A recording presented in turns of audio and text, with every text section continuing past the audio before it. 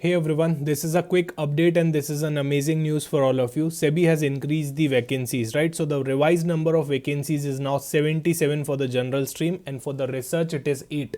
Earlier it used to be 56 for the general stream, now it is 77. And for the research stream, earlier it used to be 4 and now it is 8, right? So here is an amazing news. This is a very good news for all of you guys. Post का बढ़ना मतलब directly आपके chances high होना, right.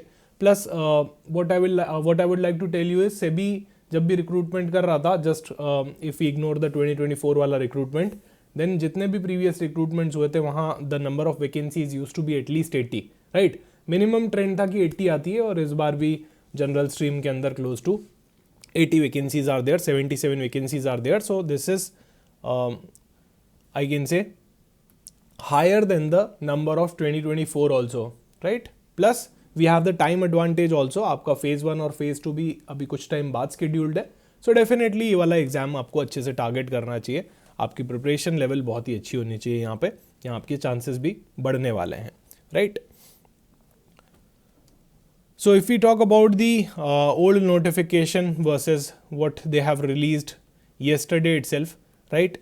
So close to 21 vacancies का यहाँ पे increase दिखा है. आपकी वैकेंसीज कितनी हो चुकी है जनरल स्ट्रीम में?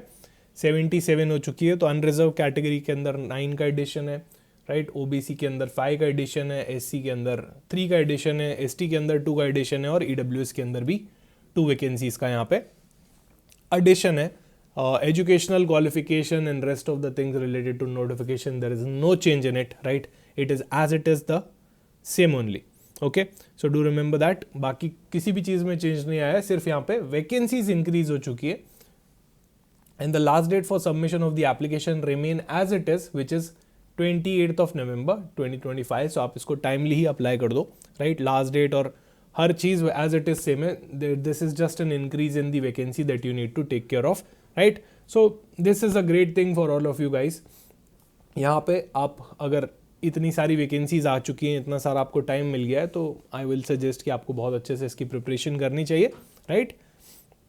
You have adequate time, you have adequate resources. And if I talk about resources, here is the live crash course plan for your SEBI grade A 2025. So all the course highlights are stated here. We will be giving live classes, we will be giving MCQ sessions and complete notes and plus mock test coverage will be there. I'll be teaching commerce and accountancy, costing, finance, company law, right? So you can enroll in this particular batch if you need mentorship, and in case of any query you can always let us know, okay, in the comment section.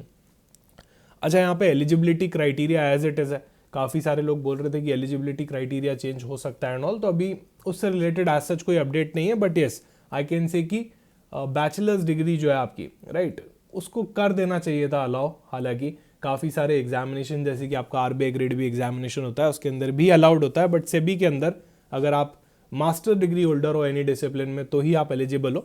In case you are having bachelors degree in law और engineering, then also you are eligible, right. But BCom graduates, BBA graduates, they are not eligible. That is the sad part of this examination. So definitely काफ़ी सारे students appeal भी कर रहे थे for the eligibility change and all. So as of now, there is no such amendment in the eligibility. Please do remember, it is just a change in the vacancy, right? Everything else remains as it is as per the original notification, okay? Everything else remains as it is as per the original notification, right? So congratulations to all of you guys for this particular news, and let's ace this together. Thank you so much. मिलते हैं किसी और video के अंदर. Bye bye, take care.